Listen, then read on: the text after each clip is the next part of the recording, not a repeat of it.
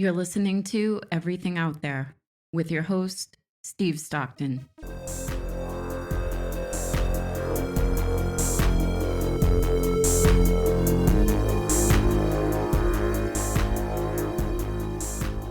Hello, friends. Hello, everybody. Welcome back. Steve Stockton here with you on Everything Out There on the Clyde Lewis Ground Zero Radio Network. Thank you for joining us tonight. This evening, have a special treat for you. My guest from Parts Unknown, Qiriye, who's going to talk about some haunted castles. You might know her from being in the chats on some of my YouTube channels. Qiriye, come on in. Well, thank you for having me, and thank you for wanting to listen to stories about haunted Danish castles. Yeah, that's a part of the world that I've never explored much. I've been through there just in passing, but there's a whole world of stuff there that I don't know anything about, and I wasn't even aware of any castles there, haunted or otherwise. I'm a product of the U.S. school system during my formative years, so that explains that. So, give us a little background. What you're about, where you're from, and then we'll get into the stories of these haunted castles that you've dug up for us. Yeah, well, I am born and raised in Denmark, and I am 43 years old, and I have a master's degree in English and international business communication. So I teach English at I think the equivalent would be high school or early college level.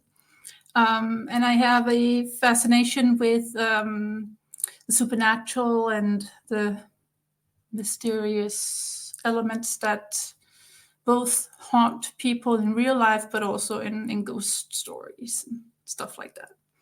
So when you asked if I wanted to do a little something for this podcast, I realized I had to do some research because I know a lot about haunted castles in Ireland and in England, but I don't know too much about Denmark, so I had to do some research there.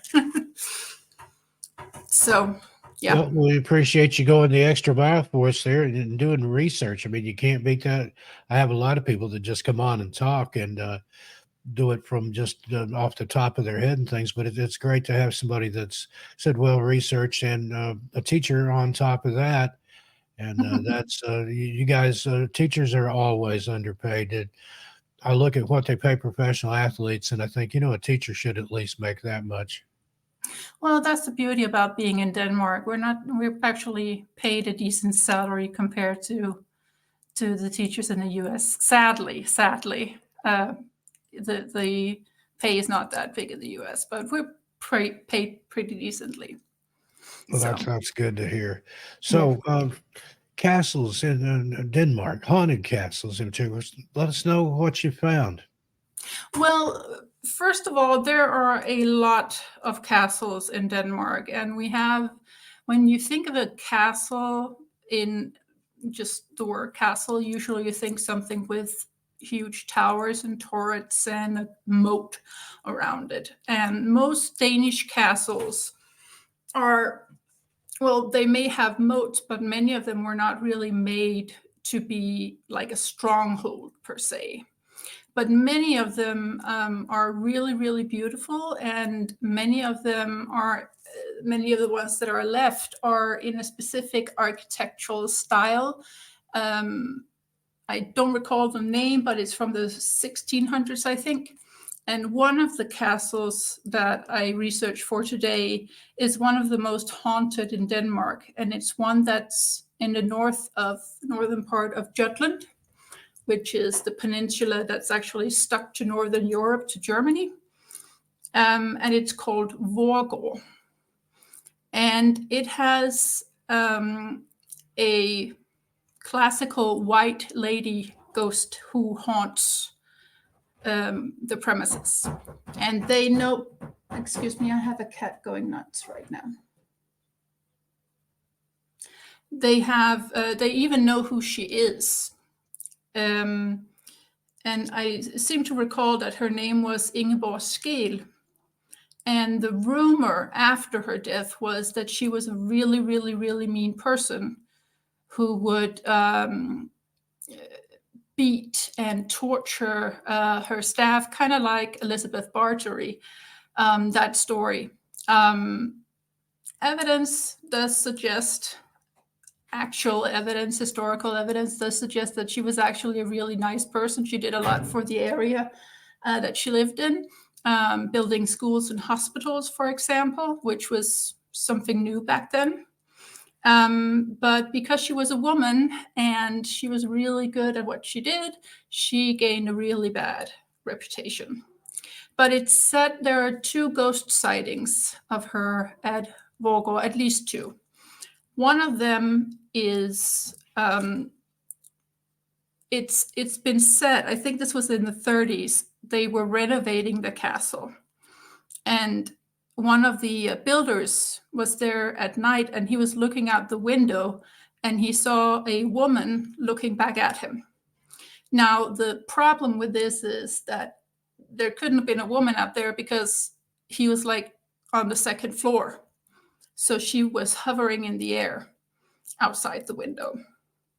And they realized later on that there had actually been a walkway outside that window back when she had been alive.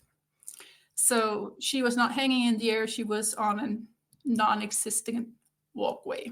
So that would point to perhaps a residual haunting. That's, where something just kind of plays on repeat, like excuse me, like a tape or something. But that's weird, and you have that in a lot of haunted locations where ghosts tend to use doors and things that aren't there anymore. And some examples of that are where ghosts are seen to go through a wall. With a little research and into the history of the location, sometimes you can find out there was a doorway or a hallway or something there where they're going into the wall currently. So that's fascinating. Just again, I don't know, if it's always a residual like that or if it's an active haunting, but it's obviously that they're bound to that place as it was when they were there in corporal form.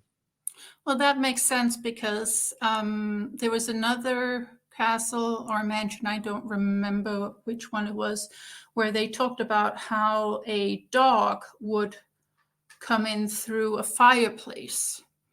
And the story went that when the dog, that there was a dog that had been dropped through the chimney into the fireplace, but that fireplace had been bricked up ages ago, but the dog still came in through that area of the wall where the fireplace used to be, and it still left like sooty footprints on the floorboards. So that would make perfect sense. Yeah, that's frightening to think about, and I'm just begs the question: why would they drop a dog down the chimney in the first place? Do you know the backstory on that one? I do not. I just remember reading that it was, let's put it this way, they weren't really nice to animals, especially back then. Yeah, they aren't today either, but we have a tradition in Denmark for, I think it's called Passover. Is that in February or something like that? But in the olden days, you would celebrate that by putting a live black cat into a barrel and then beating the ever-living CRAP out of the barrel. And then when the barrel broke and the cat could escape, then you would beat the cat. And we still have that tradition in Denmark for Passover, but now we don't put a cat in the barrel. So, Strange. yeah. And you wonder how some of those traditions like that, how did they evolve? Who had the original idea for that? Hey, let's put a cat in the barrel and beat the crap out of it. And then when the barrel breaks, then we catch the cat. And wow, sounds like somebody with a lot of time on their hands. Or just very superstitious people who associated black cats with the devil and witchcraft. It had to be a black cat. Yeah, that was Of course. the That's why I love quintessential black witch cats. is familiar, the black cat. Yes, Okay, well exactly. that kind of makes sense. Yeah. So, but Now, another thing about the ghost at Vågå is that many castles also have like myths surrounding them. And I did some research on this, not deliberately, but figured out that a lot of Danish castles have a myth surrounding them that at some point in time, if something happens to them, then they will sink into the moat on Christmas Eve or on New Year's Eve or something like that. And the story goes that right after Ingeborg Skeel died, she was seen as a ghost walking in the hallways of the castle, and there was a priest who took her, went and I don't know the English word for it, but he made sure that her ghost would stay in a particular place, and that was a bog 3 or 4 miles from the castle.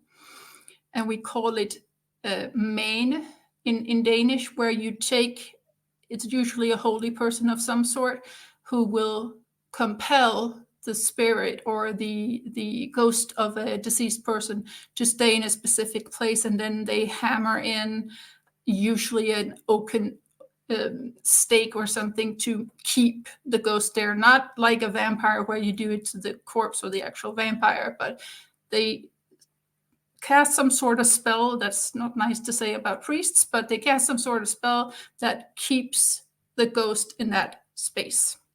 Now it's Kind of said, reminds me of the pirate legends where they would kill a crew member so that the ghost would guard the treasure that they'd hidden, the pirate booty, if you will. oh, I've never heard of that, but that sounds familiar. Yeah. Yeah, that's one of the tales they tell in one of the pirate legends. Is that when they went ashore somewhere to bury plunder, whatever they had, gold and jewels and things, they would take some hapless crew member and kill them there at that spot, and then their ghost would guard the treasure against anybody else finding it. Well, that's clever. That's like insurance. Yeah. That's clever. Well, the story goes that she was supposed to her ghost was then supposed to stay there, but because she's so powerful, apparently, she gets closer and closer to Vorgor every year that passes. Now, I don't remember how close she gets every year, but the story goes that if her ghost ever returns to Vorgor, it's going to crumble into the moat. Now, that gives me reason to pause and ask questions, because she must have a split personality ghost then, because she's both seen haunting Vorgor, and there's this legend or myth that she is getting closer and closer to the castle and she can't reach the castle. So it's not quite, there's some plot holes in the story. But the last thing that's interesting about Vorgor is that in one of the towers on the floor, there is a stain on the floor that they say is a blood stain, and they've tried to scrub it off. They've tried to carve it off. They've tried everything, and they can't remove it. I seem to recall they even tried to remove the whole plank, all the planks that the mark covered, and it still reappeared. So there's a ghost blood stain there as well. That's another common trope, if you will, in hauntings. A lot of places where there's a blood stain that can't be removed. There's a plantation house up near Sevierville, Tennessee, where in the living room there's a blood stain on the floor that they can't scrub off, and apparently they've even tried replacing the wood, and the stain still comes back on different wood. Now, I don't know how that works other than it being supernatural, but that the irremovable stain, that I guess that goes back to Shakespeare and beyond, out, damn spot.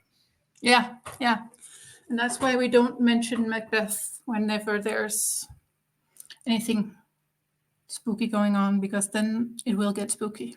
Now I do have a question about the legend of the castles that sink into the moat. I've read a little bit about that. There are some that supposedly do it one night a year. Is that true? That it sinks into the moat and then it comes back miraculously, or I've not heard of those. And then it's gone. That would be pretty damn cool. I've not heard of those though, but the tale that if the owners of the castle or the inhabitants do a specific thing, then the castle will go into crumble into the moat on a specific night of the year. That is very, very common for castles in Denmark. One of the most beautiful and one of my favorite castles in Denmark is called Egeskov, and that translates to oak wood. So now you have an idea of why it's one of my favorites. But it's on Fyn. Funen, I think, is the English name for it. So an island between Zealand, where the capital of Denmark is, and then Jylland or Jutland, where I live. And it is a beautiful, like almost fairy tale castle, complete with a moat. And in the attic, all the way up, just below this, just below the ceiling, just below the roof, sorry, there is like a wooden doll, and it's been up there for ages. And you can't move the doll because the legend says if you move the doll, then Esko is going to crumble into the moat on New Year's night. And I'm not sure if it is you can't move it an inch or you can't make it leave Esko. Because there was a time, I think it was in late 70s, early 80s, the woman who was living there lent the doll to the National Museum of Denmark for them to examine it. And after they were supposed to hold on to it for like a couple of months, but after about 2 weeks, she had to call them and say, "I need the doll back," because the entire the entire castle is creaking and moaning, and I need the doll back. Yeah. So that's. So it sounds like that legend was about to. There was some important to it there, and you have things like that. Of course, Annabelle the doll, and then Robert the doll down in Key West. What do you think it is about dolls? Do you think that they're people that make those and make them like a puppet, if you will, where they put some kind of evil presence or something in the doll, or is it more like the horror film Chucky, where somebody puts their soul, their very essence, in the doll, so that they can live on and do evil, nefarious things? What do you think's behind those legends? Well, I think a lot of that has to do with the fact that dolls are creepy.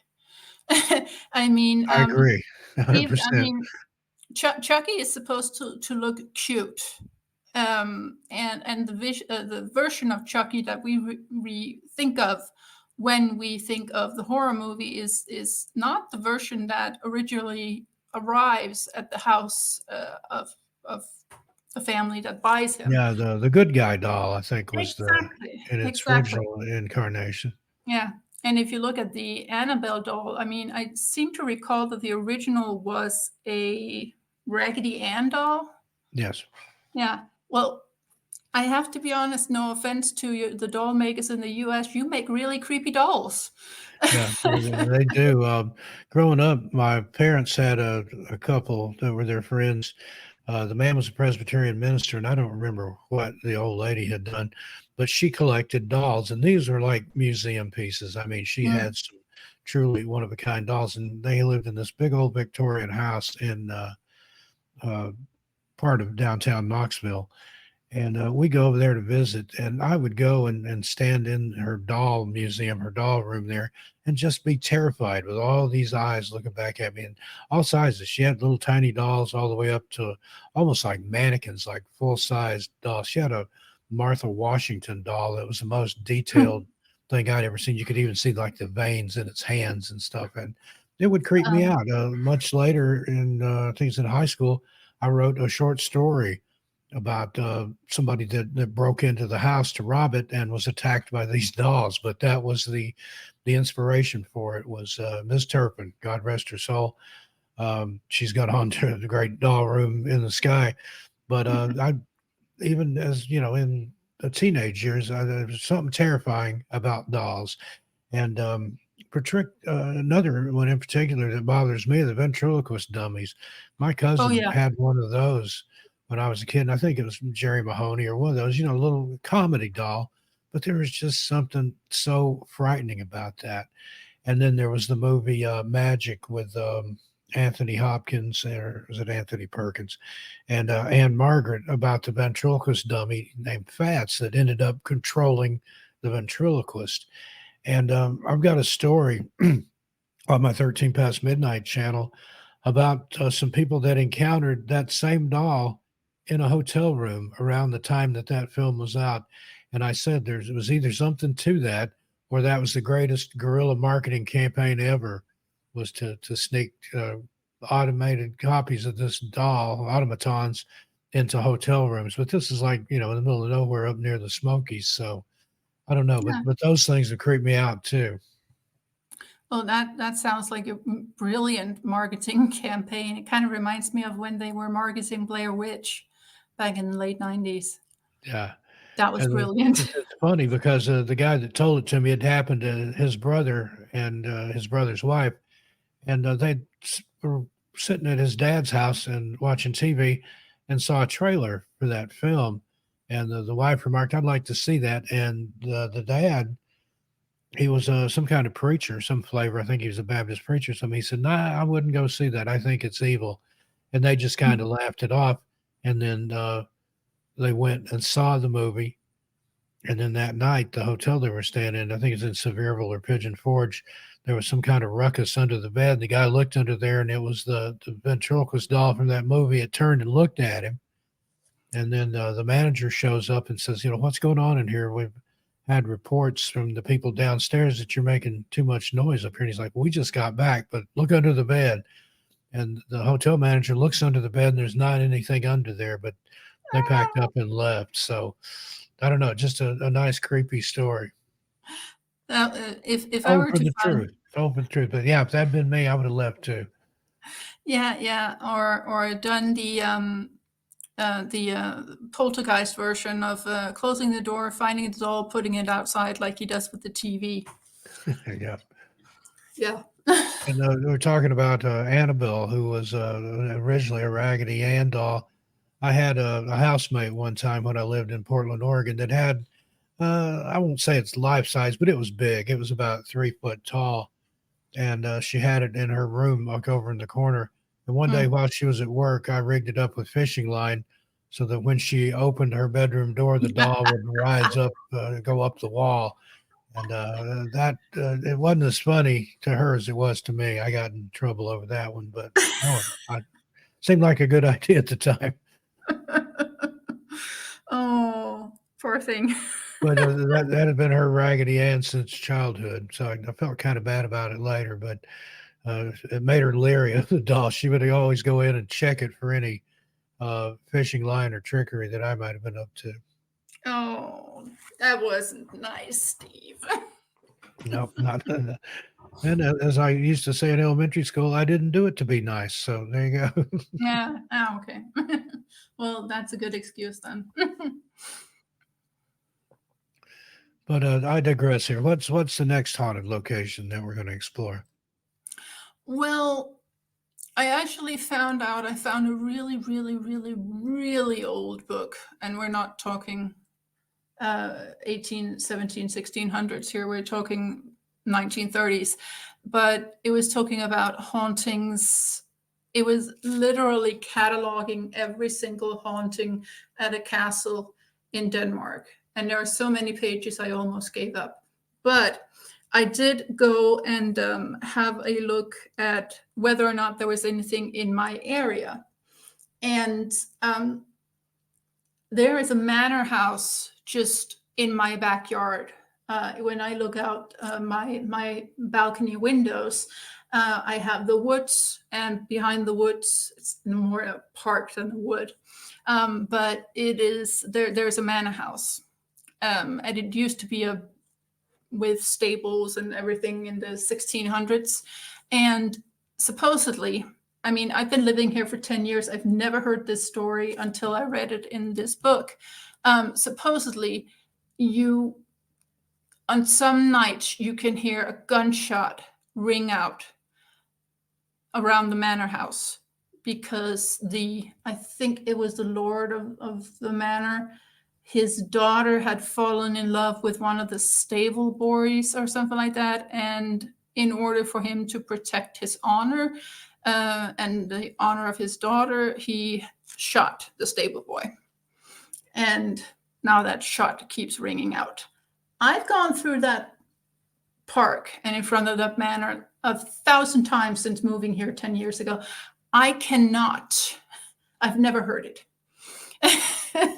So I feel kind of left out. Yeah, I've had that disappointment too when you go to a haunted, especially a particularly active location, and then nothing happens. And that's the way it is with these things. That's the nature of the beast, I think. That if you go anticipating something, expecting something, nothing. But then I've had stuff happen places that I didn't even know was haunted till I did research in retrospect. So I think it likes to catch you by surprise, literally. Yeah, and I think the catching by surprise is also maybe it's a deliberate trick because humans nowadays are less inclined to believe in the supernatural, but sometimes things just happen that you can't find a logical explanation to. And as I told you in a message a couple of days ago, I was reading up on some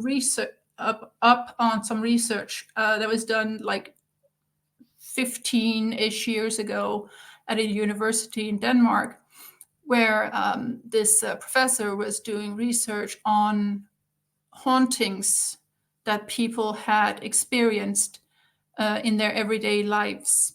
Now, most of the people that she interviewed didn't believe in ghosts. They didn't believe in hauntings. But whatever they experienced was so, they had no explanation to it. I mean, there was no logical explanation to it. So that was maybe jokingly what they called it, but it was the closest thing that would describe it. And one of the examples that she had was a couple who had bought a house somewhere. And we're not talking castles anymore. We're talking houses that were built sometime after 1960s. They had bought a house, and the wife kept seeing like a mist in their dining room, and she couldn't explain the mist. And then one day the mist just suddenly disappeared.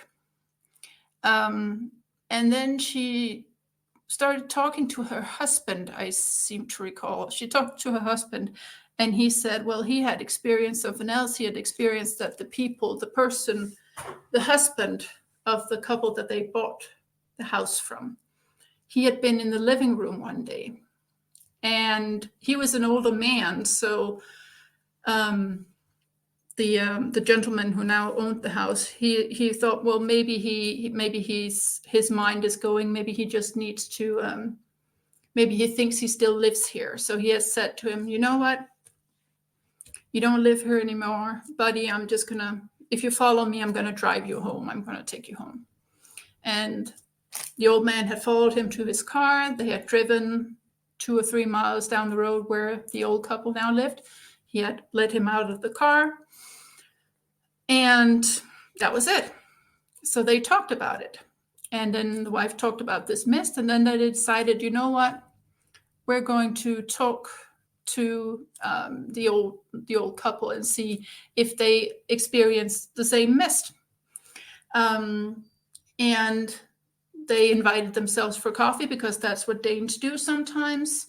And the old woman greeted them and said, you know, it's funny that you're visiting me because my husband visited me 3 weeks ago and he's been dead for 2 years. And those 3 weeks ago, that was when the husband had driven this person to her address. Oh, wow. So kind of A little twist there on the ghostly hitchhiker Yeah, legend that we have those in a lot of different places here. yeah.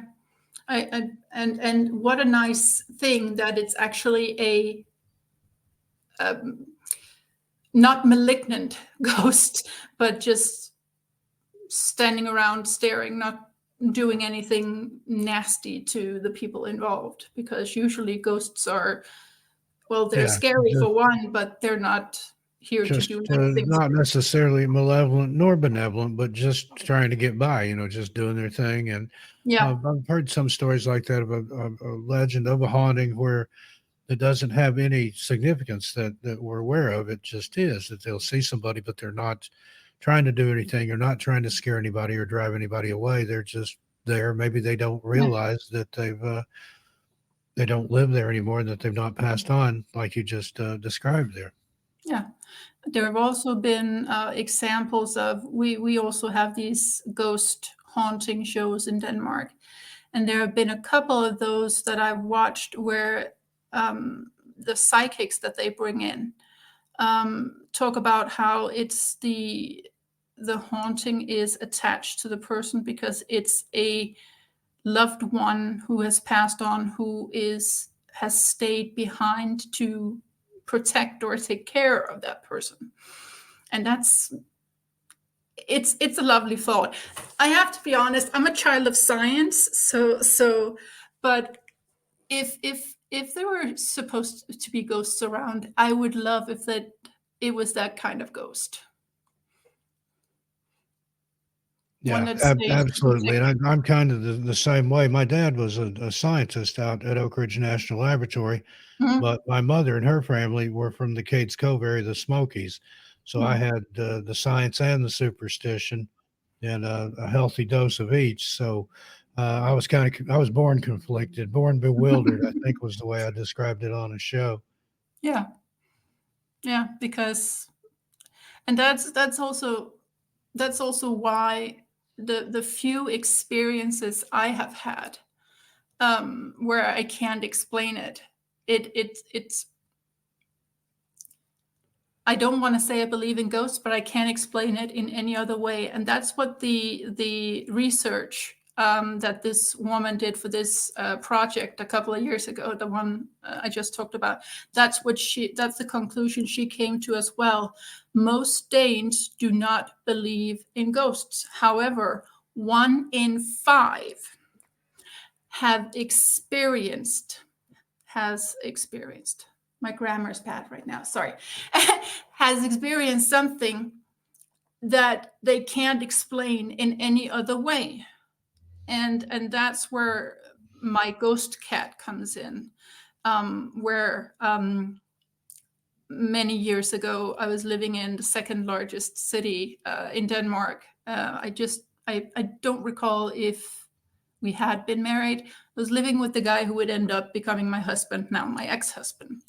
And there were many mornings where I would, or late at night, where I would hear this very distinct dunk dunk of a cat jumping off the kitchen table.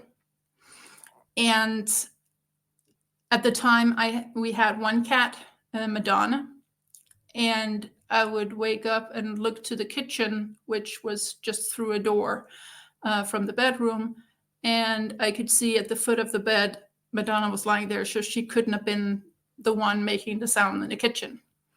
And it happened many, many times, more times than I care to admit, and I have no explanation for it. It didn't follow us when we moved, and it didn't follow me when I moved on. But that's the type of ghost I wouldn't mind having hang around my home, because it Yeah, was you just, you hear occasionally ones like that that are can even be helpful or at least yeah, non-intrusive, and maybe would scare a burglar or something like that away, but leave the resident alone. So I think there are good ones and bad ones, just like there are people. yeah, exactly. That one I didn't mind. I mean, a ghost cat, that would be awesome. Yeah, I know a lot of people that would enjoy having a ghost cat. Cisco Murdoch, one of them. Yeah. Well, yeah. So that's my ghost cat. But the funny thing is that a lot of people they experience these things, but they're also afraid of talking about them because Danes are very scientifically inclined. So if people start talking about, well, I had this experience, I can't explain it, and the only way I can explain it is by saying it's a ghost, then they're ready to lock you up in the loony bin. Yeah, Which and I is, run into that a lot. People that, yeah, that thank me for telling my stories and sharing other people's stories because it emboldens them to talk about the experiences they've had that, that they know what they heard and saw, just like I did, just like you do. But, mm, I don't think I'm crazy. I know that I wasn't imbibing, I wasn't drinking or anything like that. And I was stone sober and I know what happened. yeah, But there are people that are, doubtful and don't believe in things like that. And I've always said that a skeptic is just somebody that hasn't had the right experience yet when it comes yeah. to paranormal. Well, I refer to myself as a healthy skeptic. Um, again, I'm a child of science. I do believe in science and the things I can see, which is ridiculous because I can't see atoms, but I still believe they exist. But I do have experiences where I can't. There is no logical explanation as to why that happened to me. And the ghost cat is one story, and finding my uncle's grave under 2 feet of snow is another story. Yeah, and my dad, being a scientist, he would talk about things in the laboratory that would Mm, happen that weren't supposed to happen under control conditions. They couldn't get it to happen again, but yet it mm, did, and they observed it. And he just said, there are anomalous results that the laws of science and things are things that we came up with to measure mm. things, and there are things that, for whatever reason, can and do sometimes behave outside those constraints. So there you go. And then he believed in the supernatural, even being a man of science. He said there's just some things that you can't explain. Yeah, and until, well, if we are going to take the science route, then there were a lot of things that we couldn't explain 100, 150, 200 years ago that science has since explained. So my personal belief is that if there is something out there, at some point, science is going to explain it. Yeah, We just haven't gotten to that bit yet. yeah. I think there's things that we don't understand that we will at some point. And Mm, I always like to point back to Sir Arthur Conan Doyle, mm. um, his character Sherlock Holmes. The quote is, "When you've eliminated the impossible, whatever remains, however improbable, must be the truth." And I think that's Exactly. true. It's very Yeah. wise words there, spoken by a fictional literary character. Who was very much a man of science as well. He wasn't superstitious in any way, and that's that. I love that quote because it both opens up for the to the idea that there might be more than what the eye can see, but also that let's just pull the reins back for a bit and see if there isn't a logical explanation, or maybe Yeah. the wind was especially tough that The day. only problem really that I have with Sir Arthur Conan Doyle there was how he got fooled so easy with the Cottingley fairies. I mean, he wrote a book called The Coming of the Fairies, and I believe in the fae folk. I mean, there's empirical evidence in a lot of cultures, particularly the Celtic countries, Yep. where it was almost and probably still is like a religion. There's stuff out there, and a lot of people that believe in ghosts or Bigfoot or um, Dogman, things Yeah. like that, they will kind of giggle at you if you mention the Fey folk. But if you look at some of the studies that have been done, I can't think of the gentleman's name, but there's been some very scholarly research done on the Fey folk in a lot of European countries. All those things fall under the umbrella of the Fae. They have Yeah. hairy giants. They have there's one story that I read, I think it's from the 1700s, where two men reported that strange little men in a horseless carriage came down out of the sky and talked. So there's a UFO visitation, and Yeah. it all kind of fits within that framework. But again, I'd like to see more serious work done on. Now, I know there in your part of the world, not so much the Fey folk, but you have was it gnomes or what is the Yeah. nomenclature there? One of the things I find funny about especially Northern European, so from the Alps and north, is that a lot of it overlap. So many of the creatures that we see in German mythology from 3,000-4,000 years ago or 2,000 years ago, and in Danish and all the way over to Ireland and the Celtic, there is a sort of overlap. And many of the stories that are told are also the same. Now, one of the stories I'm thinking of is I think it's an Irish folk tale called The Bonnie Swans. It's not the Children of Lear. It's The Bonnie Swans, where the two sisters they're walking along a beach, and she's turned.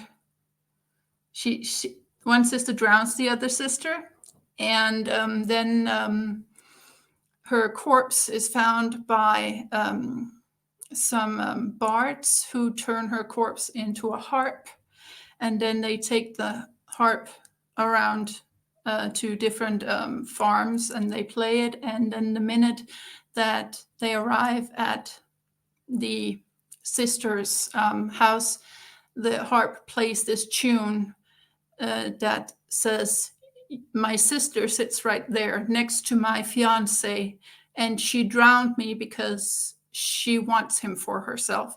That story is also in Danish, or at least Norse mythology, because not mythology, but legend, where it's the exact same story, only now it's not by a lakeside she's drowned, now it's by the ocean, because Denmark has a lot of ocean. Yeah, and I've found that true with a lot of those legends that sometimes the places will change. It's essentially the same Yeah. story. And I think how that happens, people that are retelling it, it's like the telephone game that we used to play in Yeah. school, where by the time it gets to the end, it's changed. But if you're telling a story and you want it to sound believable and you don't know what area that you heard it told about, then you would change it to some locale close to you, so it would make more sense to whoever you're telling it to. Because some of the same legends that my mom had heard as a child, my dad had heard as a child in a different part of Tennessee, Yeah. several hours away, but just the locations had changed. So I think some of that goes on. Another one I wanted to ask you about, also on 13 Past Midnight, a couple of years ago around Christmas time, I did a video about the legend of the Tomte, and I think it's Yeah. in Scandinavia. I think it's known as a Nis or Nisse. I'm probably not saying it Yes. right, Yeah. but it's a little elf type creature that can be good unless you don't leave treats out for it, and then it can do all kinds of things, like even kill your cow and things like that. Yeah. So tomte is the Swedish name for Nisse. I'm not sure what the Norwegians call it, but considering that Danish and Norwegian and Swedish are related, it might be called tomte, it might be called Nisse, I don't recall. But the idea behind it is pretty much the same thing. We call them Nisse, and another version, a more modern version of Nisse, is Santa's elves. And this is where it gets tricky, because we also have elves, which are the legendary type of fae folk that inspired Tolkien to create elves. So it's a bit confusing, but Tomte and Nissa in that context, they're little kind of like, I seem to recall that leprechauns also came into that mix. They're really small folk with caps, and they live in caves, or they live somewhere. And if you mess with them, they're not going to be nice to you. And in the olden days, all the major houses, all the major farms would have a house nisse, and you would have to be extra good to them. Ironically, we've already mentioned this, but you have to be extra good to them on New Year's or Christmas Day by giving them food or something, or they're going to be mean to you for the rest of the year. And that's that type of nisse. Very, very different from Santa's elves, but they can be, I would say, just as mean as the Irish fairies can be. Because if there's one thing I've learned through my undying love for Ireland, it is you do not mess with the Irish fairies, because they can be really, really, really nasty. Yeah, they have a tradition in that way. Yeah, the Tomte, they expect, I think it's a bowl of porridge with a pat of butter on top, and if they don't Yeah, get that, then all well, kinds it's of good. evil You things should can try happen. it. It's called risengrød in Danish, and what it is it's a specific type of rice boiled in milk, and then you put a. It takes forever to make. I never make it. Whenever I have it, it's either pre-made or my brother makes it, because he's the only one who has. He's the only one of us who has the patience to make it, because it takes forever. But once it's done, you serve it hot, and you put a lump of butter on top, and then you sprinkle it with sugar and cinnamon. In my family, we've always had it as a meal on the 23rd of December in the evening. So Danes celebrate Christmas on the 24th in the evening. And we would have it then, and we would make a big batch, because then we would save the leftovers for another Christmas dish that's actually the dessert. So, but I've got to ask, did you put out a little bowl overnight for any elf-like creatures? The cats, yeah. They even have small elf hats, but There you go. they don't like wearing them. So I usually have Photoshop elf hats on my cats when I take pictures of them. It's much easier. And I know it's such a big part of the folklore in those Scandinavian countries. I've read about where they would build a highway around an outcropping of boulders, because they felt like trolls or gnomes or something lived in there that they didn't want to disturb. It was a bush in County Kerry, I think, County Clare, somewhere out west in Ireland, in the late 90s, when they were building the motorway across Ireland. At some point, they figured out that there's a fairy bush, and the guy in charge, he says, well, cut it down, because he's from Central Europe, so he doesn't understand this. And all the Irish workers go, no, we cannot touch that bush. It's a fairy bush. And the story goes that they looked all over the Republic of Ireland, Northern Ireland, British Isles. They couldn't find a single person willing to move that bush. So they spend a couple of million to redirect the road so it goes around the bush instead. So if you're on the way from Dublin to Cliffs of Moher, then at some point the motorway is going to do a little sidestep, and that's where the fairy bush is, because you don't mess with the fae folk. Yeah, that's a lot of things. You don't do stuff to invite them. Although I've heard some of the superstitions and things that we do, like knock on wood. You're not supposed to do that, because that can summon them. People that put elf on a shelf and things like that in their homes around the holidays, that's another way to invite them in. And They're apparently allergic to iron. That's why people hang horseshoes over their door. And I know people that when they hike in the woods or go out in the woods, they'll wear either an iron bracelet or carry something made of iron with them.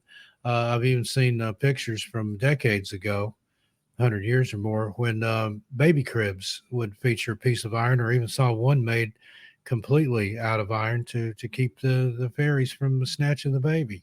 Yeah, and replacing it with a changeling. Changeling, yeah, we were Yeah. looking into that. We got a video script that we're doing on changelings. It's fascinating stuff. I wish I could remember the man's name, but he's written a lot of scholarly papers and done a lot of research into the Scandinavian folklore. Well, What are if some you other Christmas traditions that you have there that would be very unusual to us Western folk? well, I'm going to have to think about it because a lot of the traditions that are linked to Christian Christmas, I do not celebrate because I celebrate pagan Christmas. I celebrate the solstice instead. But instead of an angel at the top of the tree, we have a star. And we also, I seem to recall that a lot of Americans, they put a lot of different, really, to me, strange things on their tree, with where ours is mostly baubles and candles, but we also do paper cuttings, like you would make like a heart-shaped basket out of paper. And in the old days, you would fill it up with Christmas cookies, and then you could walk around the tree and have a cookie from there. I use a bowl instead because it makes less mess when the tree is knocked over by a cat. I was going to say, but the cats Yeah, get into those. yeah, But yeah, there's some of those, where you put food on the tree, candy canes, popcorn, yeah, thing like that. I'm not even sure where that originated, but did that some as a child. I remember we made popcorn garland once at school, and it wasn't very good after a couple of days. You need to eat it right away, or just eat yeah, some out of the bowl and leave what you put on the tree on there. yeah, And my mom, one year, we put actual candy canes on the tree, and it made a sticky mess. So after that, we put the little ornament hooks through the little bagged candy canes, the ones that are about an yeah, inch and a half long, and hung them on there in the bag. That was still just as much fun for me yeah, as a child. And I would hide things in the tree. I would have little secret places and hidey holes, a can of soda or a box of animal crackers or something. My mom would occasionally spot something like, well, why do you have this in the tree? And I'm like, in case I want a snack. And she said, well, that's what the kitchen's for. So just one of those childlike things. But I thought it Well, was it's a great fun to tree, and hide when you something go, in the tree. Yeah. yeah, well, it's a tree. When you go tree climbing, sometimes you get hungry, so you need a snack so you can keep climbing. Yeah.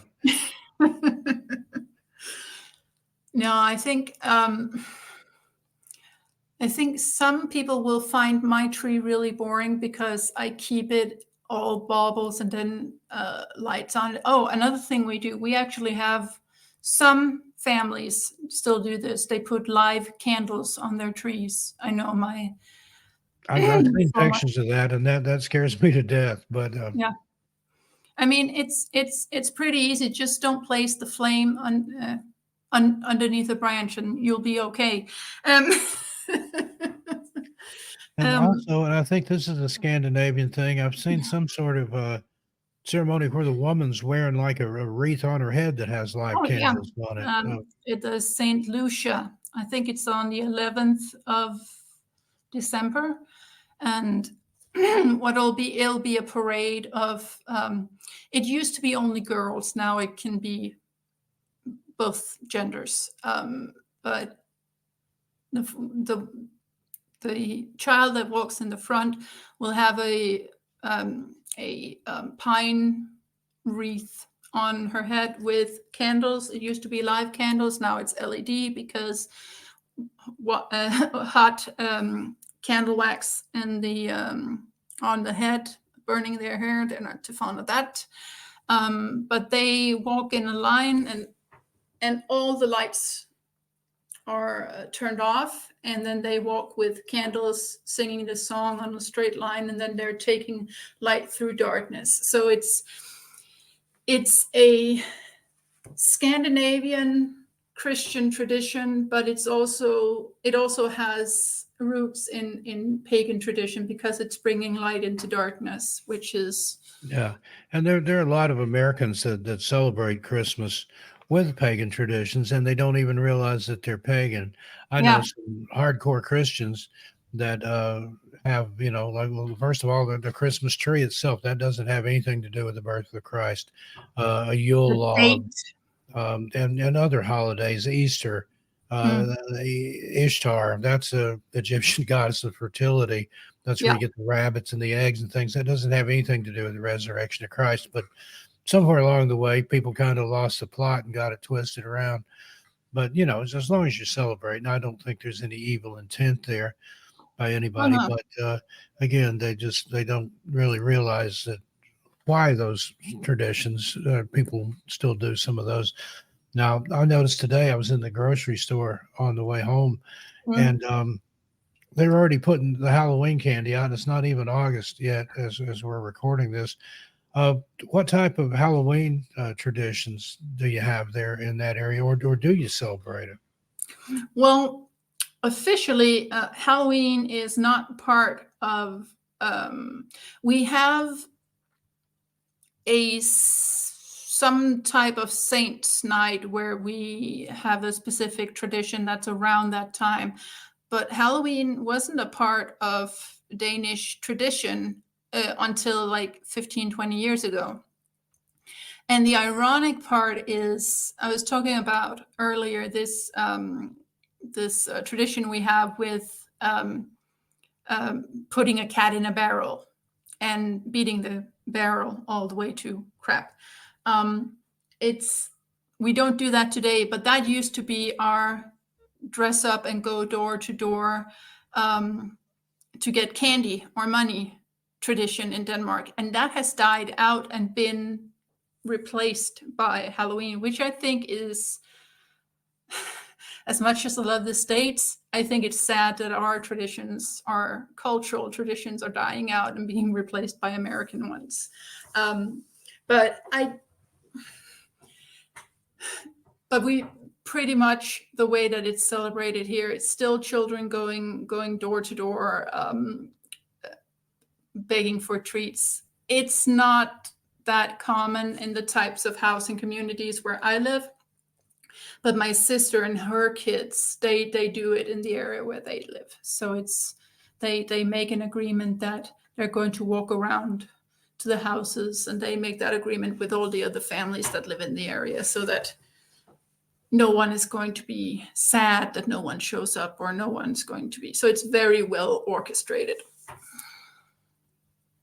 Yeah, that's a good idea. And that's some of my fondest memories were of Halloween. I always enjoyed that more than I did Christmas. And Christmas was a big deal at our house, but Halloween was an even bigger deal for me, not necessarily for the rest of the family, but that that was my night, mischief night, Yeah, and trick or treating too, especially when yeah, I was a lot younger. yeah. I Now, like the is there that tradition there of pranking and mischief and things like that on Halloween or on any night for that matter? usually we do that on New Year's night. It's New Year's night is a free for all, basically. It's not as bad as it used to be, but in the 80s, 90s, when I started going out to do mischief on New Year's night, the postal service used to take down all the communal letter boxes where you put the letters in when you wanted to send a letter, because people used to put fireworks in them and blow them up. Yeah. Um, I've been guilty of the same back in the day. and what else was it? They would put whipped cream or shaving foam on people's windows, or Guilty. uh, Well, I've done that too. I don't seem to recall. Well, it's been so long since I've done that. I usually spend New Year's. I'm an old lady nowadays. I usually spend New Year's at home with my cats. So Yeah, crazy cat. that's one of those days. Of course, it's different here in the States, but New Year's Eve, I don't get out. I leave that for the amateurs. Yeah. And I have the best view in the entire city here, so I don't even have to. I can just sit on my balcony and enjoy the fireworks. Look at all the money that people are spending. Yeah, indeed. Well, let's go ahead and take a little break here. I'm going to have a short commercial break, and then we'll come back and continue with Strange Denmark with our guest Qiriye. We'll be back right after this. Attention all Ground Zero fans. Aftermath.media is celebrating our 4-year anniversary with a spectacular deal just for you. For a limited time, you can get an Aftermath Premium yearly subscription for only $79. That's right, just $79 for a full year of exclusive content, ad-free listening, and premium features. Dive into a world of incredible stories, top-tier journalism, and the best in entertainment. Whether you're a longtime listener or new to Ground Zero, this is the perfect time to join the Aftermath family. Don't miss out on this amazing anniversary special. Visit Aftermath.media today and sign up for your Aftermath Premium yearly subscription at just $79. But hurry, this offer won't last long. Celebrate with us and elevate your media experience to the next level. Aftermath.media, the ultimate resource for parapolitical and paranormal fans. Visit Aftermath.media and subscribe today. That's Aftermath.media.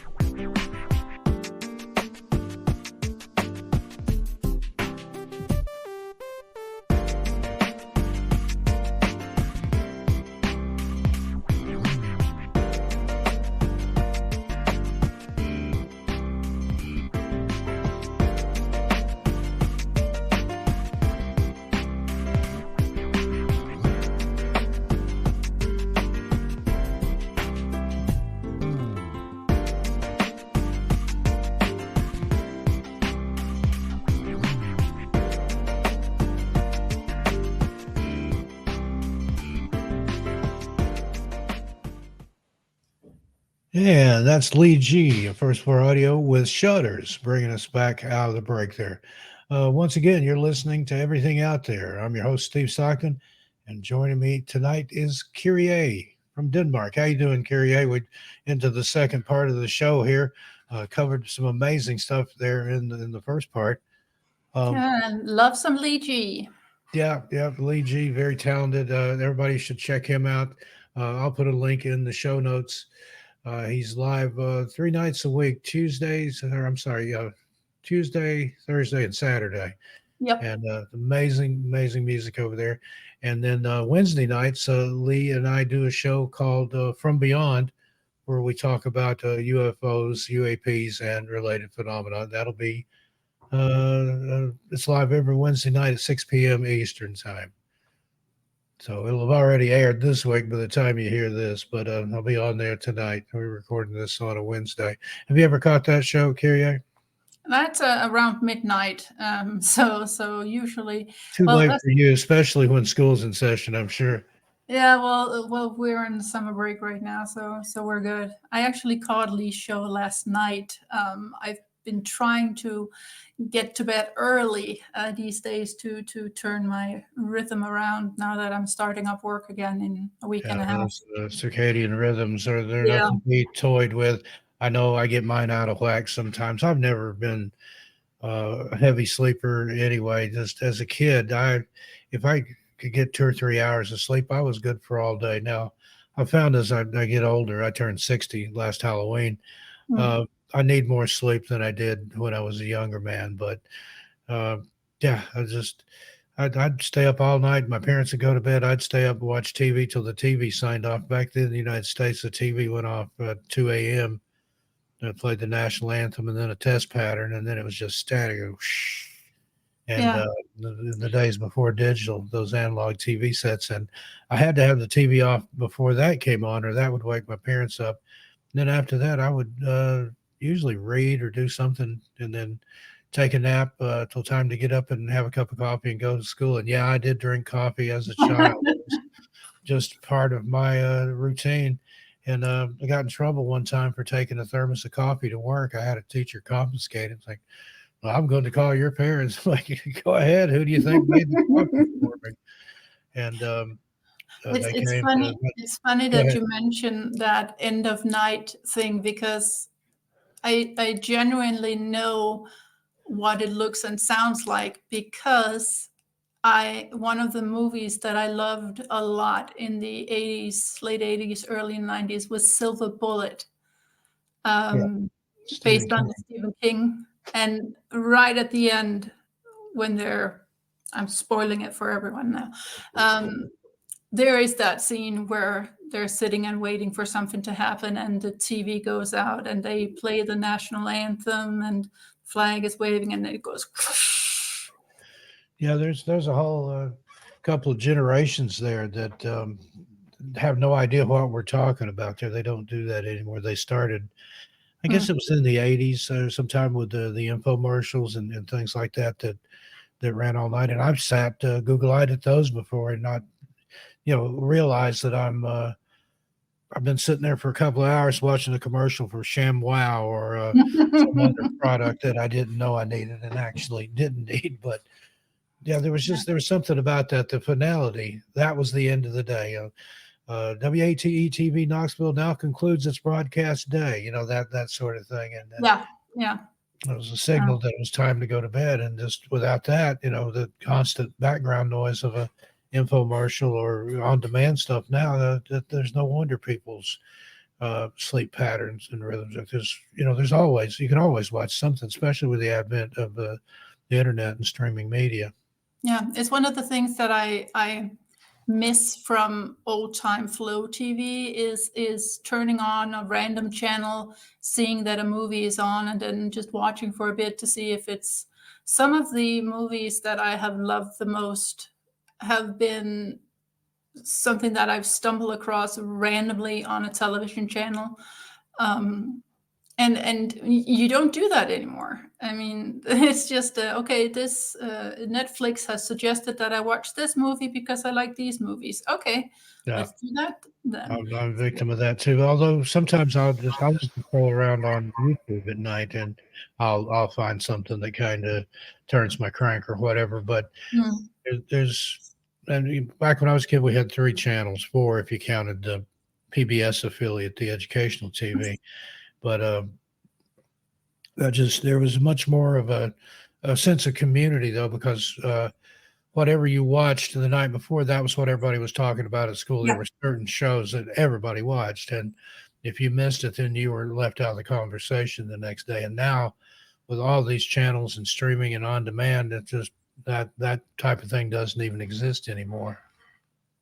Well, the channels do still exist here, but nobody watches them because why would you want to wait until 6 o'clock for your show to come on when you can stream all of every single episode online?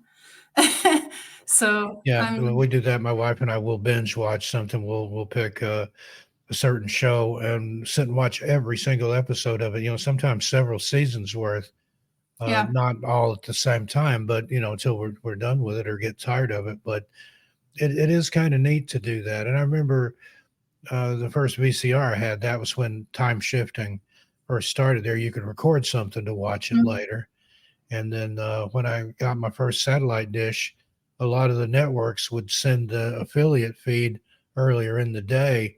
So you could either watch it before everybody else or you could record it and then watch it whenever you wanted to and still see it Yeah. before everybody else. But yeah, things have certainly changed since I was a kid. But TV is, it was a big part of my life. I was a part of that generation, the TV generation, just like my parents were a part of the radio generation. They would all gather around the radio and listen to scary broadcast or comedy or what have you. Yeah. And that was even more limited, especially where my dad lived. They only got like 1 or 2 stations on the radio, and only then certain times a day, depending on the atmospheric conditions and things like that. When Yeah. you got the signal bounce there. But It's I funny you remember should doing that as mention. a kid. Yeah, go ahead. It's funny you should mention it because you said you had like 3 or 4 channels in the 80s. Unless you had like a satellite dish or something like that, we only had 1 channel. Later on, we had a second channel, and then if the weather was good, we had a third from Sweden. And that was about it. And then all of these satellite channels came in, and all of a sudden people could watch TV from the States or from England or from Germany. If you lived close to the German border, you could also watch German television. My mom grew up with Sesame Street in German, which is Sesamstraße. I didn't know that, so she let us watch Sesamstraße in German for many, many years. And I think I was in my mid-20s before I learned that it was actually American. I thought it was German. So Strange that.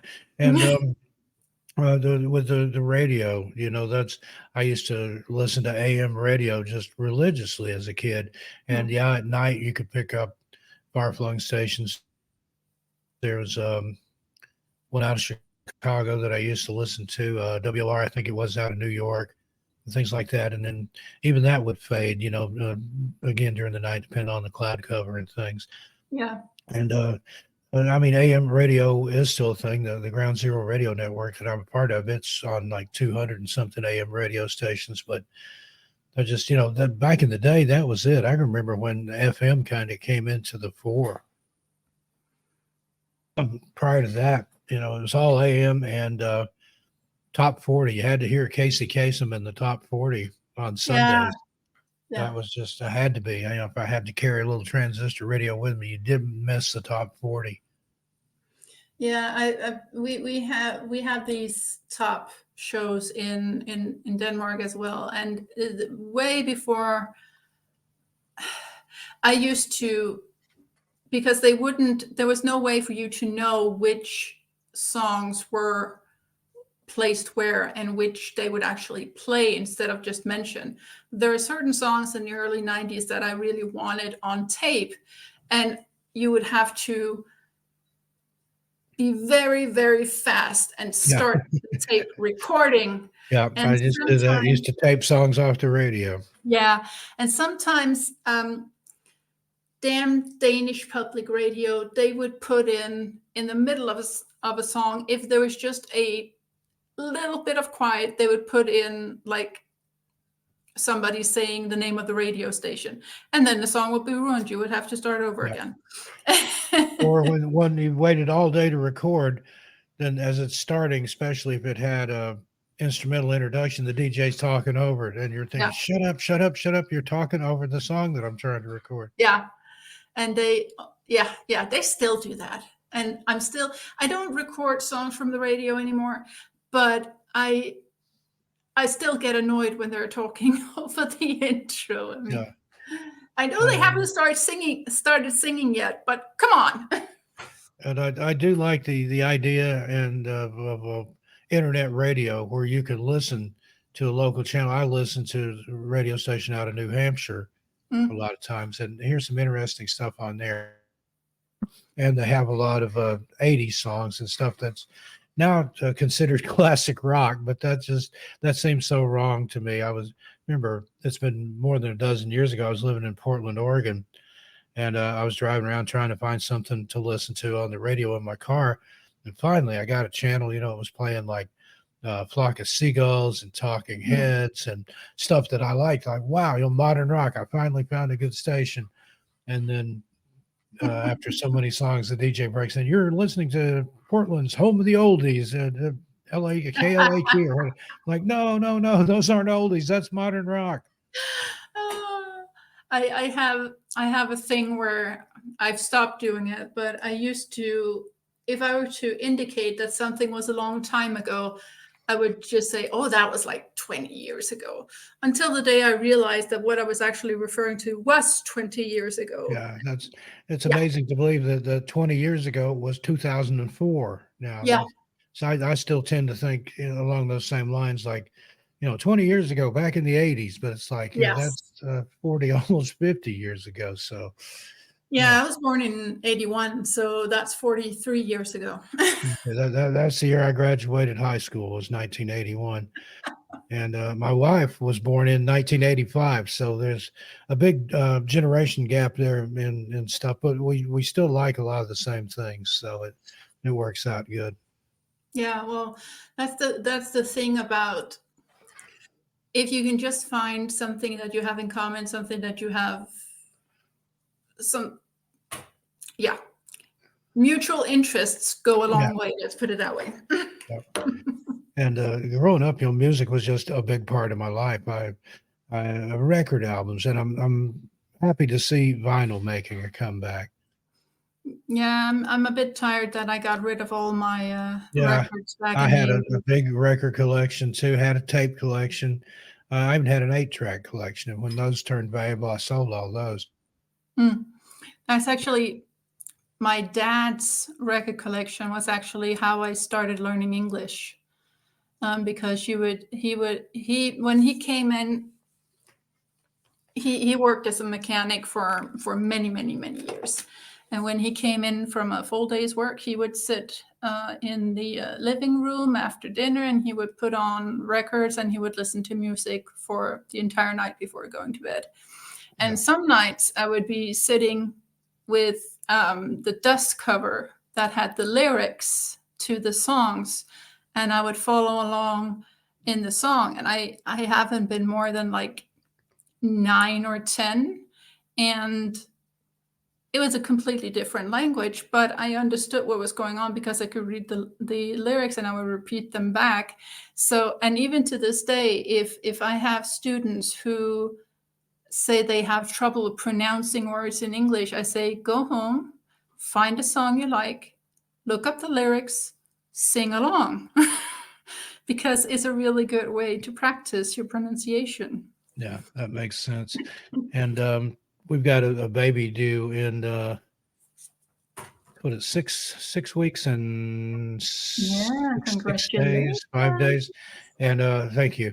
And I want him to have a record collection, actual vinyl records. So I'm gonna work on that because I had one from the time literally that I was born. My brother, who was 17 years older than me, was married and moved out by the time I was cognizant, but he left behind his record collection or a lot of it. So I had a ready-made record collection that, right off the bat introduced me to a lot of things. And since he was that much older, I was listening to things that the kids at school didn't have any knowledge of. I could talk pop music with a lot of the teachers because they were like his age and it was stuff that they'd listened to. So I had kind of a unique upbringing being, my parents were older. I was a late in life unexpected baby. And, as such raised as an only, but it was interesting having older parents and not being around other children. I was fine until I had to be around other kids. Like when I started kindergarten, things kind of went downhill from there. That sounds familiar because the music my dad used to listen to, remember I'm born in 81, the music he used to listen to was music from the 50s, 60s, and 70s. So the music that I grew up with was very, very different from the music that my classmates Yeah. listened to. Yeah. My brother's record collection was like Elvis and Fats Domino and Buddy Holly and things like that, like pre-Beatles stuff, especially. And so, yeah, I was born in 63. So by the time I started school, 69, it was kind of getting into the counterculture and the hippie movement and Jefferson Airplane and the Doors and things like that were the popular bands. But I was listening to this stuff from a decade, maybe two prior, and didn't have any frame of reference for anything that anybody else was into. Yeah, that sounds familiar. I've grown up on the Beatles, on Beach Boys, on Bee Gees. Usually, I say if anyone were to hold a gun to my head and ask me to sing a song where I know the lyrics, I would sing "Everybody's Somebody's Fool" by Connie Francis. Now that's going way back. That is an oldie but goldie. Yeah, and it's has the most epic organ introduction in the world, and I almost cringe every time I hear it, but it's still a good song. Yeah. So if you enjoy Lee G, you've no doubt been there on Saturday nights when he does the covers, and he goes back into the 80s and 90s. He's heavy on his 80s production style and things. He does a good job of it. 70s, some of the 70s stuff too. But I like that. It's very nostalgic for me, and it still sounds modern. I don't like the music of today. Not really. Not music to me started going downhill in the 90s. I have certain bands that I like that are current. I mean, my brother and I just went to a Pink concert in Copenhagen. Way too many people, but I wanted to go because she is an all-out entertainer, not just a singer, but also a performer, and that was awesome. Didn't stay for the entire concert because there were too many people and my brain was about to explode. Yeah, I'm not a people person either, believe it or not. I don't like to get in crowds like that. I was at a concert one time, and it would have been late 70s, early 80s, something. It was Judas Priest and somebody else. I'd gotten there early with my friends. I was right on the barrier, right by the stage. And I happened, after the show was going on, I happened to turn and look back behind me. And there was just a sea of people, like 20,000 people behind me. And I had an anxiety attack. And I knew one of the security guys, I'm like, can you lift me over this rail? I got to get out of here. And that was the first and only time I was ever on the front row at a concert. Just not my thing. I don't think I've been front and center at a concert ever because, So there was this incident in 2001, I think, at the Roskilde Festival. where 9 people were trampled to death during the Pearl Jam concert. My brother was on the front row that night for that concert. And since then, we've stayed all the way back. So I'm going to stay where it's safe and you're not going to slip. And unless we're sitting down, that's perfectly fine. Yeah, I prefer to stay home and watch it on YouTube or Well, something like that. Just don't like the crowds anymore. Yeah. Didn't really like them then, but I could tolerate it. But now I want to be as isolated in a way, and my wife's the same way. So we're a perfect match in that regard. We're not people persons. It's 2 people here where we're at. We're looking to move out into the countryside, something more rural.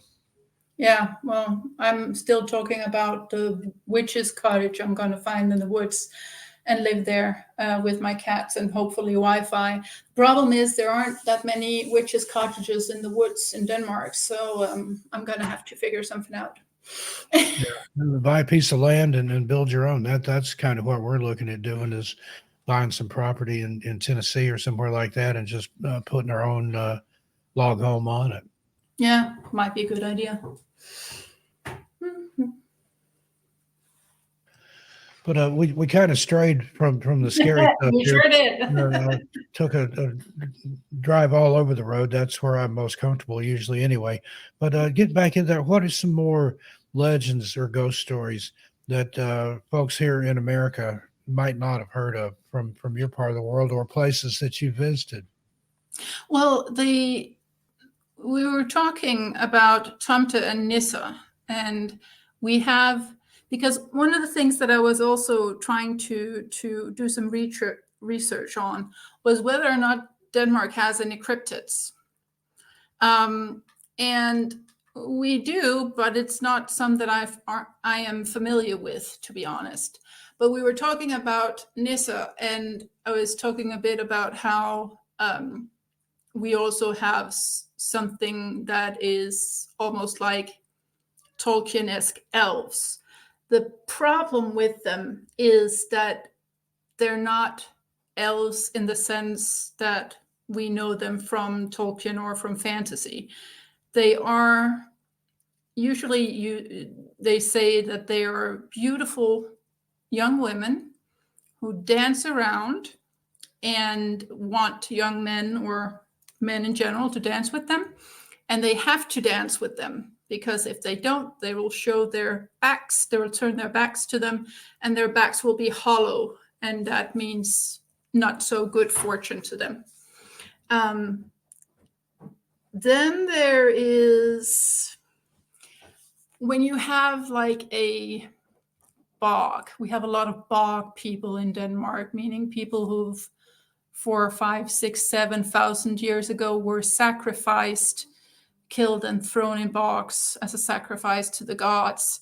But when there's a mist on the bog, we say that it's the bog woman who is doing her brew.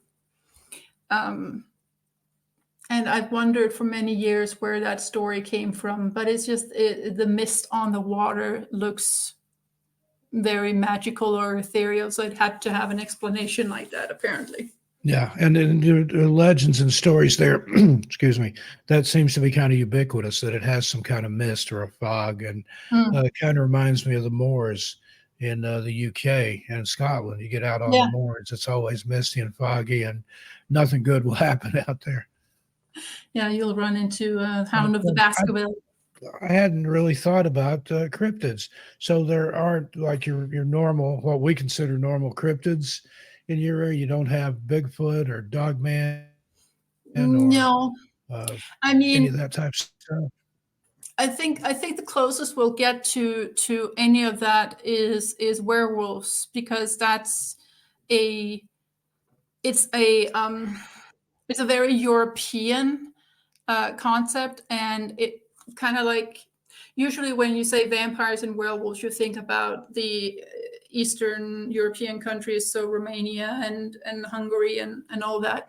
But it's something that most European countries have some sort of connection to, They're just different, kind of like we also have fairy folk, but it's different all depending on where in Europe you are. Yeah. And I love those werewolf stories. And I've heard a lot of people draw analogies between the werewolves and dogmen, but to me, there's something entirely different. The werewolves, that Yeah, usually has to do with a curse or something like that. yeah, Whereas a skinwalker, if that's a type of dogman and things that it is, that does too. But I was in a documentary from Seth Breedlove and Small Town Monsters. It's American Werewolves 2, I think, is the title of it, the Skinwalkers. But mm, it's very fascinating, and but I think there's a difference. But I love the legend of the werewolves, particularly the European variants. yeah. Well, we have some creatures that are related mostly to cemeteries.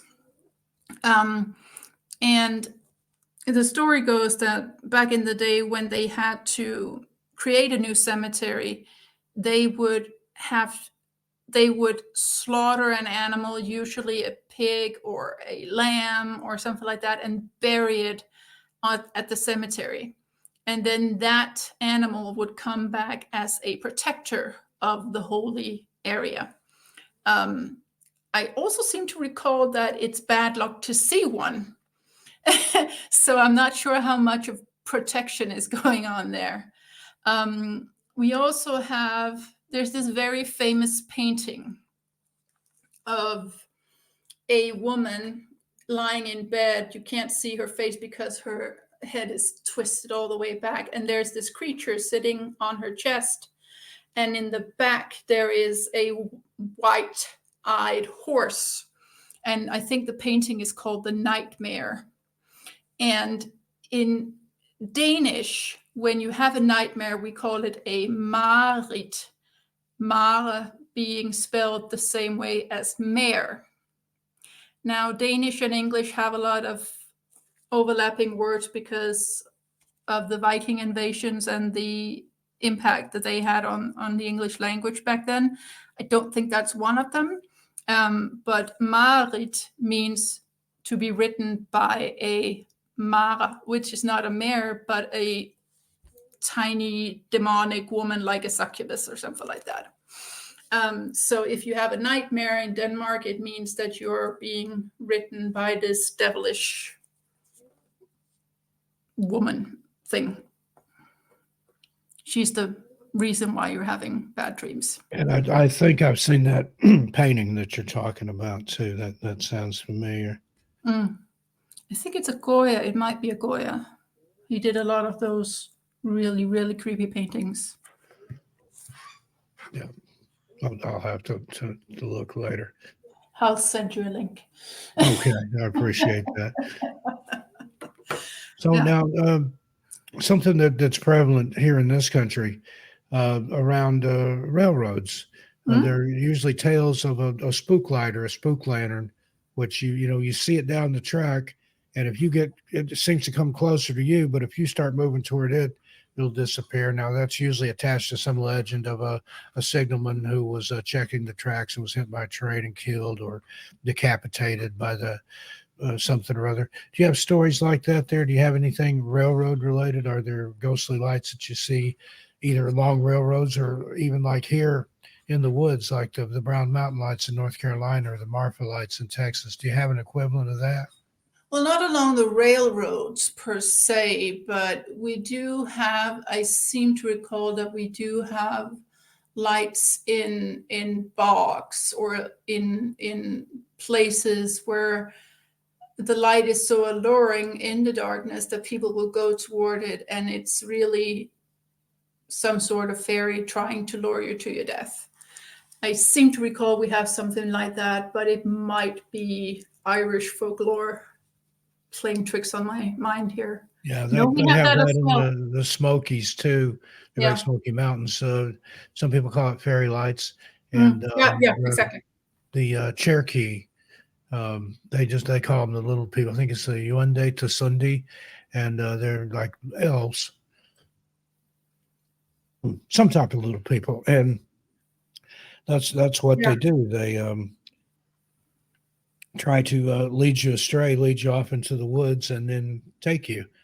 Although there have been people that have been led out by fairy lanterns, so it's hard to say, depending on Yeah, what I their think intent and whim is.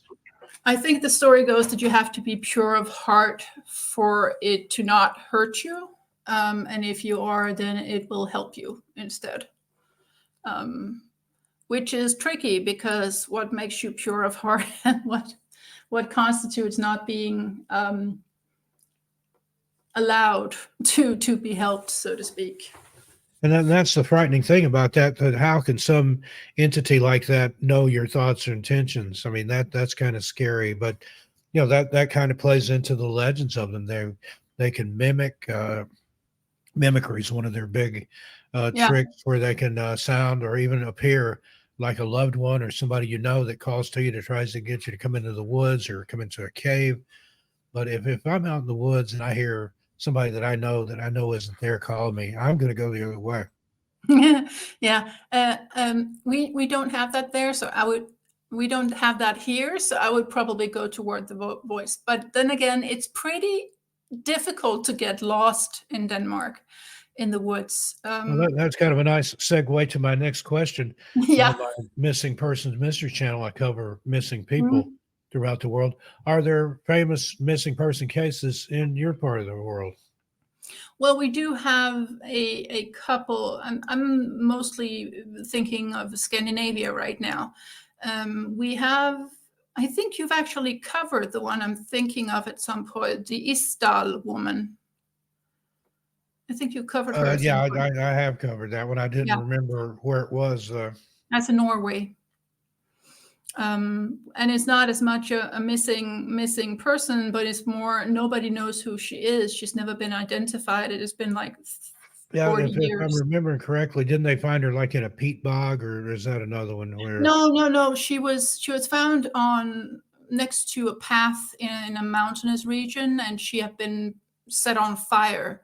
Oh, okay. And yeah, there have been many attempts to identify her, but there are really no clues. But she wasn't from the area. She was probably from the Iberian Peninsula, based on her look. But it's been many years, and nobody has figured out who she is yet. We don't have many disappearances. We had one in the fall that was solved pretty quickly. People don't go missing in Denmark. It's really difficult. If they go missing, it's because they either were killed or left the country. So most of our missing people are people who left the country and never looked back. Yeah. So, do you have a lot of forests and national parks and things like that there where people could potentially go missing if they were hiking or camping? They're way too small. Way too small. You have to remember we're very teeny tiny country.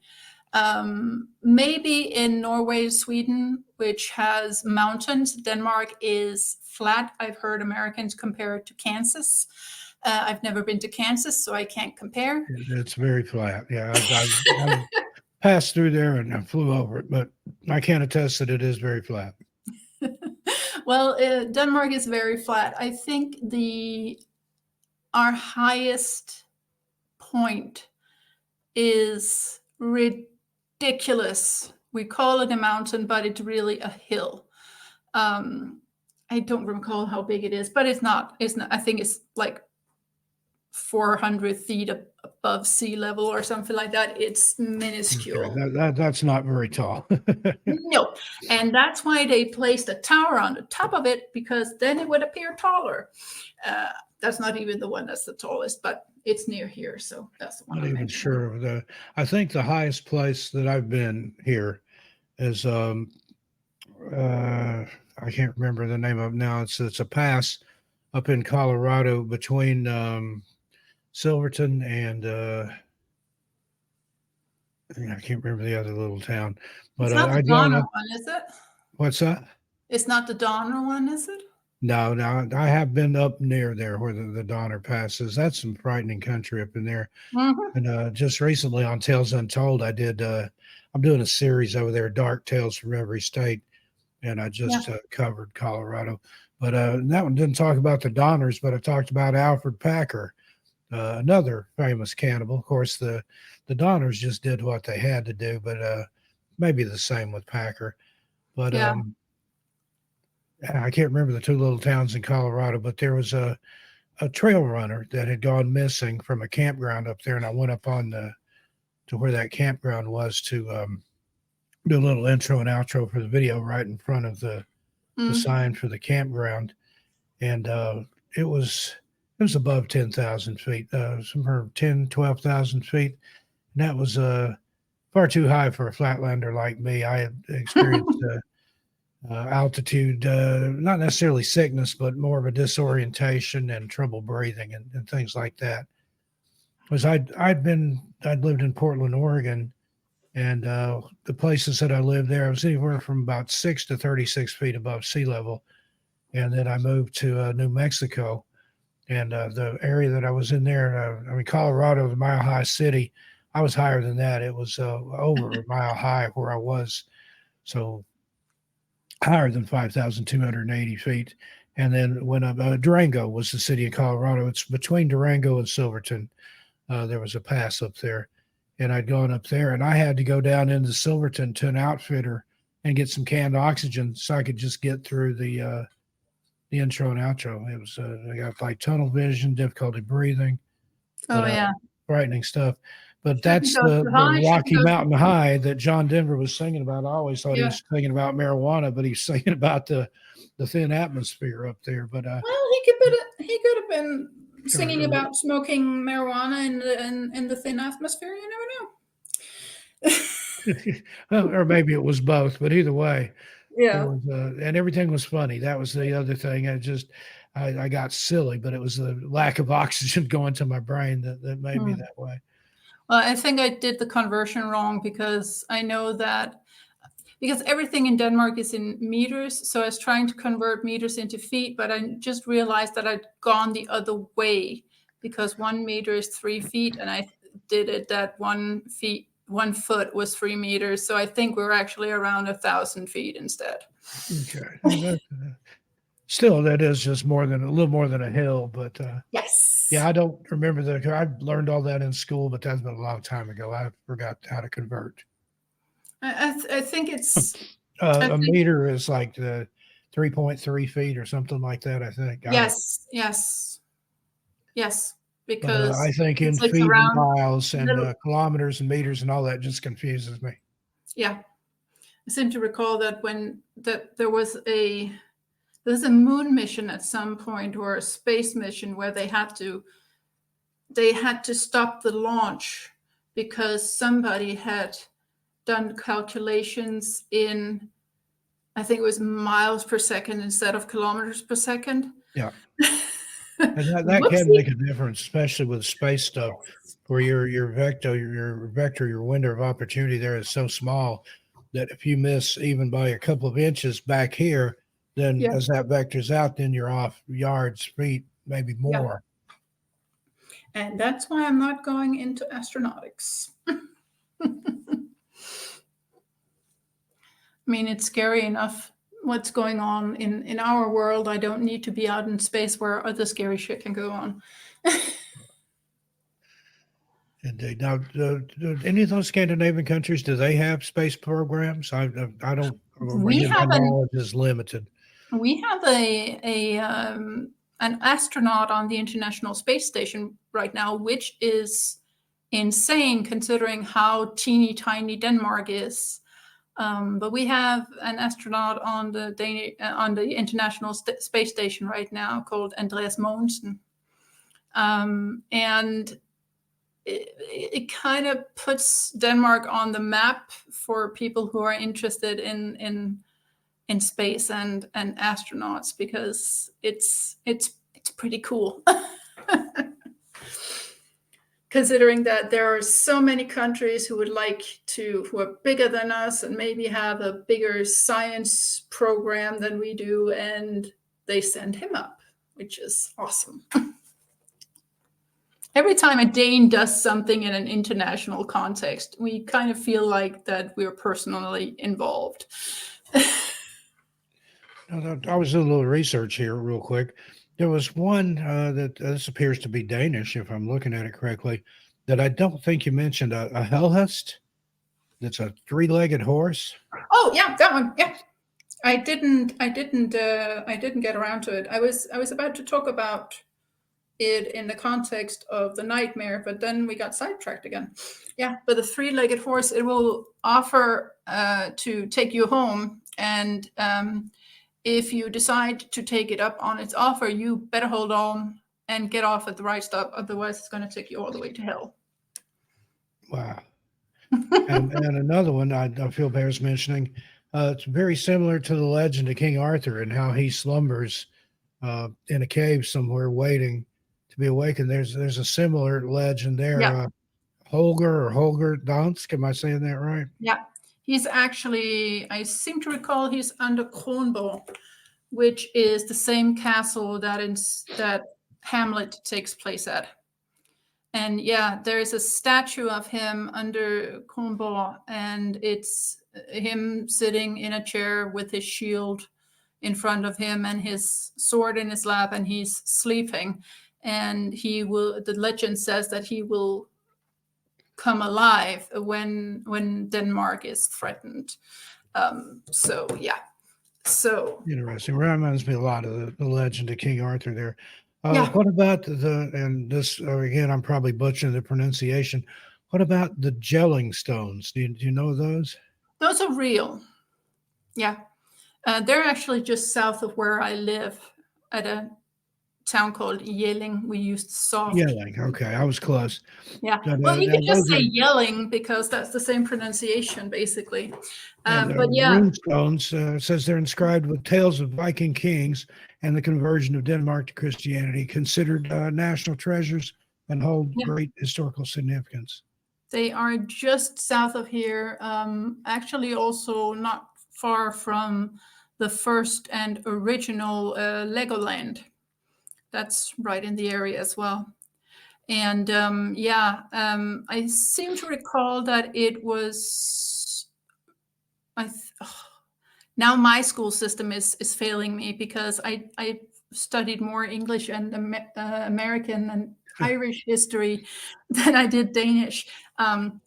But I seem to recall that it's a Viking king called Gorm the Old, and I also seem to recall that that stone mentions Queen Tira. And one of the things that they realized, I seem to recall not too long ago, was that she's actually mentioned more on the stone than they initially thought. But that's one of the beauties that's one of the beautiful things about Viking society, is that there were divisions, but there was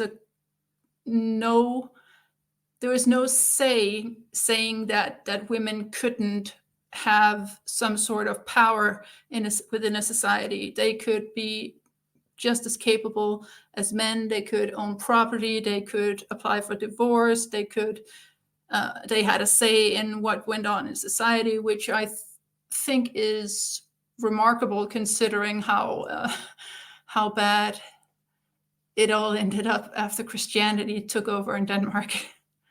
Yeah. And one more here that I think everybody will be familiar with, and that's the Mermaid of Copenhagen, the Little Mermaid statue there, based on the Hans Christian Andersen fairy tale. Mhm. Now, is that just a legend, or was there a mermaid seen there, or is that just a made up story? Well, we do.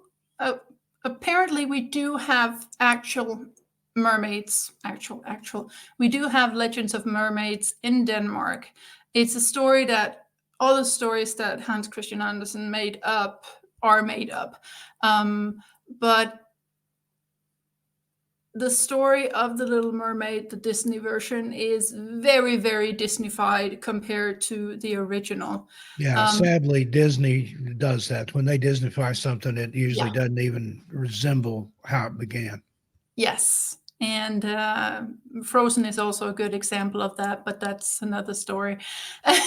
But if you ever visit Copenhagen and go to see The Little Mermaid, just be prepared to be maybe a bit disappointed. She's not that big. It's a teeny tiny statue. She's been decapitated 5 or 6 times in her lifetime, and she's had her hand stolen, sawn off and stolen, and other things have happened to her, which I won't mention because it's a bit, well, somebody Yeah. put a bra on her. Okay. That's okay. The other thing that has happened to her, I'm not going to mention. But And one other one I see here is a place called the Round Tower, 17th century tower that's supposedly haunted by the ghost of a young woman who jumped from the top. Now, is that as tall as it looks like it is? it used to be the tallest tower in Copenhagen when it Looks was like it's built. about 12, 13 stories tall. Yes, and it was massive when it was built back in this. I think it's one of the Christian IV. He was one of the kings that did a lot of the remaining castles. He did another one of my favorites called Rosenborg. He did, I think he did. No, he didn't do that one. But the funny thing is, now we're going back to the beginning of what we were talking about, because he actually visited Vogel, where that ghost with that was floating in the air outside the windows. He actually visited her at her castle and sought inspiration to build in Copenhagen. And he built, I seem to recall that he actually built Rundtårn, which means the round tower. He built that as for researching astronomy. And I also seem to recall that it's actually been used by Tycho Brahe, the famous Danish astronomer who had his nose cut off in a fight. I haven't heard that story. How'd he come to have his nose cut off? For sticking it where it didn't belong, or am I missing the point here? He probably insulted someone and got in a fight, and then he had his nose cut off, and for the rest of his life he had like a silver tip put on instead, Right. so he didn't look disfigured. But that's another funny thing, because if you're having a bad day in Denmark, we say that you're having, if nothing goes right for you in a day, everything goes wrong, you spill your milk and you step in dog shit on the way out, or everything goes wrong, you're having a Tycho Brahe or a Tycho Brahe day. Yeah, I like that. Yeah. Yeah, and it says it's noted for 2 things, one of which is an equestrian staircase. It Yes. apparently has a separate staircase just for horses. Yeah, and that's the one most people take up. They walk up. It's other thing, wide and in yellow bricks, so it's a yellow brick road. yeah, and to me, this is just fascinating and hilarious. The tower contains a toilet, which consists of a seat almost at the top with a shaft leading down to the bottom floor built into the hollow core. So that's a long distance dump from that height. Yeah, at least you're not going to get any splashback. This is true. But that's amazing. It looks impressive there, and considering that it was built, in the 1600s, that's even more amazing. And are there any other? We have a lot of old buildings in Denmark because we are an old country. Yeah. I seem to recall that. Well, I don't remember when they started calling the area here Denmark, but the Danish name Denmark means field of the Danes, or field of Dan, which is of course a name. Yeah. But the story of our flag is actually my ex-husband used to tell a story about how his former American girlfriend would tell a story about how proud she was of the American flag because it had all of this symbolism. And he would just blink and say, hang on. Shut up, Alexa.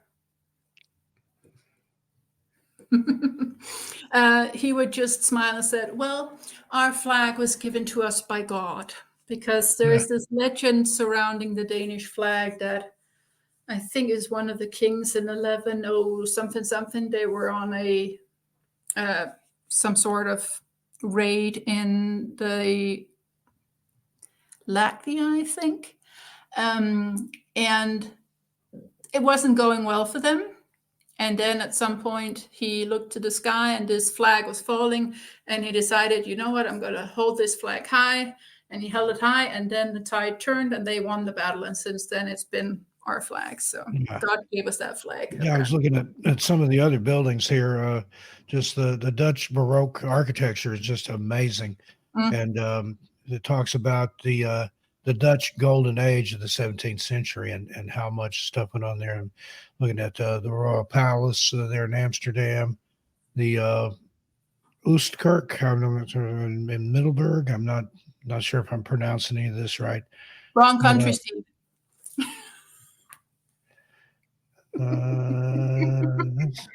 I'm looking at Dutch Baroque architecture, but I've probably skipped around somewhere that I didn't mean to. But anyway, there's some just amazing. Well, they inspired each other, and while Danish architecture has a lot of, so if you look at the houses that are around Nyhavn, that's a very typical architecture for its time, and you will have typical German architecture, but it changes from region to region because Germany is a much bigger country than Denmark.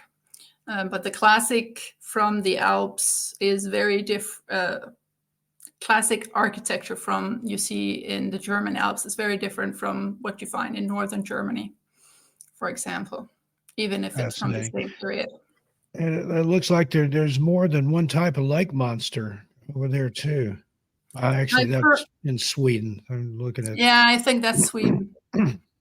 Well, Sweden and Norway also have trolls. Denmark has stories of trolls, but we because it requires mountains to have trolls apparently, and we have no mountains. Yeah, so that eliminated. It took care of the troll problem. Yes. Well, we do have legends of trolls, but I kind of suspect that they are inherited from Norway and Sweden, because we do share our mythology and our legends. Well, we're almost out of time here, Qiriye, but I appreciate you coming on and talking about all this. And literally, we have been covering everything out there today, but that's why it's so named. But again, thank you for being here. And you said you've got a book in the works. We look forward to that. When it's ready, let me know, and I'll help you promote it. Well, thank you for having me, first of all. And when I have more than the title of that book, I'll be more than happy to share it with you. Okay. Sounds great. Well, thanks again. On behalf of Qiriye and myself, you've been listening to everything out there on Clyde Lewis Ground Zero Radio Network. We'll see you a little farther on down the trail. Be sure and tell your animals we said hi. Good night, everybody.